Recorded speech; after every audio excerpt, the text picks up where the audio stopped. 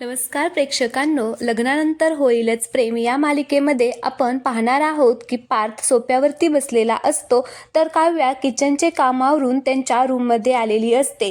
तर ती इकडे तिकडे पाहते की बाहेर कोणी आहे की नाही. पार्थ एकटाच रूममध्ये बसलेला असतो. मग आता ती हळूहळू आतमध्ये येते आणि दरवाजा लावून घेते. पार्थ काव्याकडे बघतो आणि खूप खुश होतो. काव्या सुद्धा खूप खुश झालेली असते. तिने दरवाजा बंद केलेला असतो आणि हळूहळू ती पार्थच्या जवळ यायला लागते.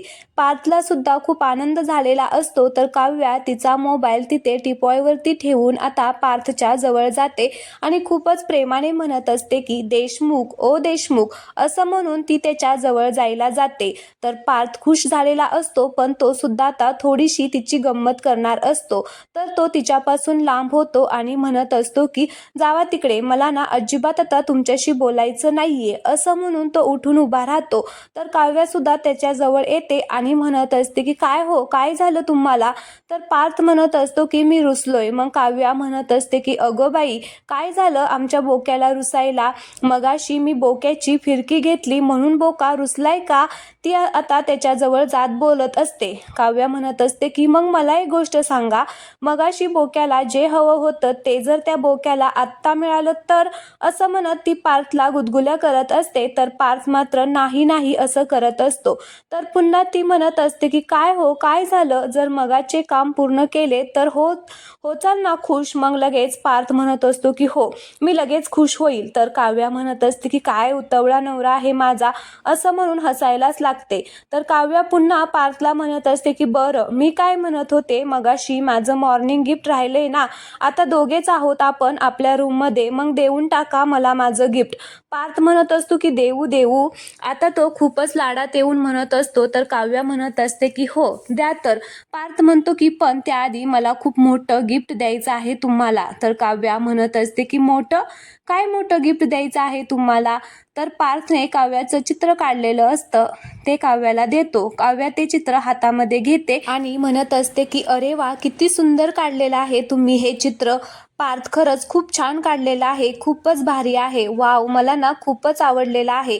तर पार्थ म्हणत असतो की यामध्ये ना काहीतरी वेगळं आहे, बघा ना बघा ना असं म्हणून तो त्याने नेकलेस काढलेला असतो त्याच्यावर त्याचा हात फिरवत असतो. तर आता त्याच्या बोटाला लागलेलं असतं. तर काव्या म्हणत असते की बोटाला काय लागलेलं आहे तुमच्या. तिचं लक्ष त्याच्या बोटाकडे जातं. तर काव्या म्हणत असते की काय केलं देशमुख हे.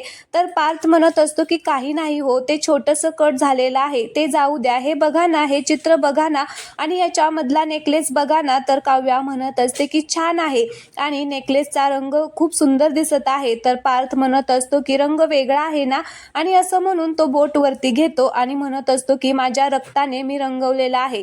आता असं म्हटल्याबरोबरच काव्याला धक्काच बसतो. तिच्या हातामधलं जे चित्र असतं ते आता तिच्याकडून खालीच पडतं आणि आता ती पार्थकडे खूपच रागाने बघते आणि त्याच्या सणकण कानाखालीच वाजवते. आता पार्थला थोड्या वेळासाठी काहीच सुचत नाही. तो त्याच्या गालाला हात लावून तसाच उभा असतो. काव्या मात्र त्याच्याकडे खूपच रागाने बघत असते आणि पार्थला म्हणत असते की वेळ लागले का तुम्हाला, वेळ लागला आहे का, सांगा देशमुख. आणि तिने मारलेल्या गालाला चोळत म्हणत असते की सॉरी बट नॉट सॉरी. तुमची हिंमत कशी झाली हो हे सगळं करण्याची. मला आता काय करावं ना तेच कळत नाहीये आणि खरं तर मला विश्वासच बसत नाहीये की तुम्ही हे असं केलेलं आहे. स्वतःच्या रक्ताने चित्र रंगवलं माझं. काहीही बोलू नका आता तुम्ही, फक्त गप्प बसा.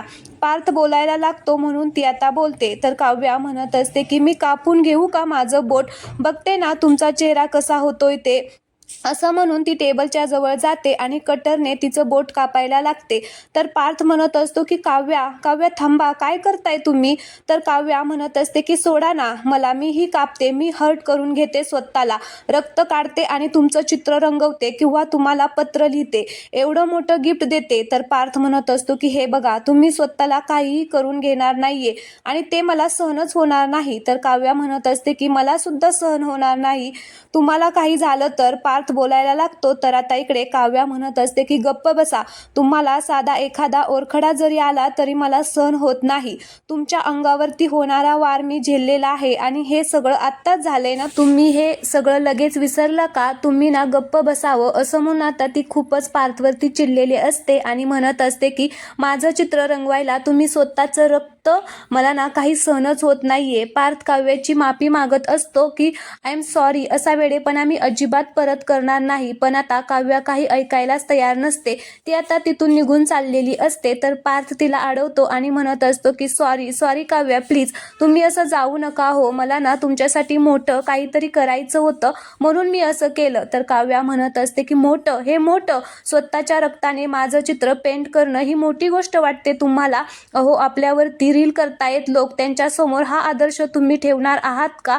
मला ना तुमच्याशी काहीच बोलायचं नाहीये. एवढा छान दिवस होता पण त्या दिवसाचा तुम्ही पूर्णपणे बेरंग करून टाकलेला आहे आणि त्यासाठी मी अजिबात तुम्हाला माफ करणार नाहीये. तर पार्थ म्हणत असतो की ऐका ना, एक चूक सगळेच माफ करतात, माझी एक चूक माफ करा ना. आता कुठे आपलं नातं ॲक्सेप्ट केलेलं आहे आणि परत तुम्ही जर अबोला धरला तर मला तो सहन होणार नाही, प्लीज. तर काव्या म्हणत असते की ऐका, मला तुमच्याशी काहीच बोलायचं नाहीये आणि तुम्ही माझ्या पाठीमागे सुद्धा येऊ नका, असं म्हणत ती तिथून निघून जाते. तर पार्थ सुद्धा तिच्या पाठीमागे जात असतो. आता काव्या गेस्ट रूममध्ये जाते आणि दरवाजा बंद करून घेते. पार्थ तिला म्हणत असतो की प्लीज काव्या, दरवाजा उघडा. पण आता काव्या काही दरवाजा उघडायला तयारच नसते. आता ती पार्थवरती खूपच चिडलेली असते आणि ती पार्थला म्हणत असते की तुम्ही जे सकाळी केलं ना, ते आता मी जोपर्यंत विसरत नाही ना तोपर्यंत मी तुमच्याशी बोलणारही नाहीये. खड्ड्यात गेला व्हॅलेंटाईन डे, प्लीज तुम्ही जावा, असं म्हणून आता ती पुन्हा दरवाजा लावून घेते. तर काव्या पार्थशी बोलेल का, हे आपल्याला पुढील भागामध्ये पाहायला मिळणार आहे. तर तुम्ही चॅनलला सबस्क्राईब करा आणि व्हिडिओला लाईक करा. धन्यवाद.